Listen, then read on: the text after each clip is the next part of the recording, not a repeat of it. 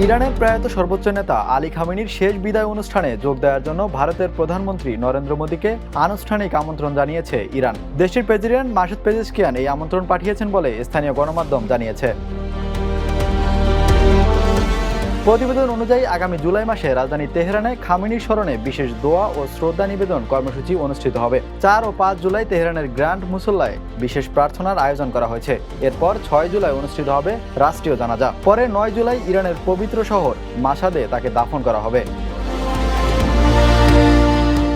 এ উপলক্ষে তেহরানে 3 দিনের সরকারি ছুটিও ঘোষণা করা হয়েছে ইরান সরকার। তবে এখনো স্পষ্ট নয় অনুষ্ঠানে ভারত সরকারের পক্ষ থেকে প্রধানমন্ত্রী মোদী নিজে অংশ নেবেন নাকি অন্য কোনো উচ্চ পর্যায়ের প্রতিনিধি দেশটির প্রতিনিধিত্ব করবেন।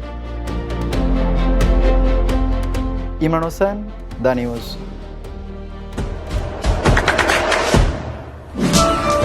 দেশে দেশে সবার সাথে দ্য নিউজ।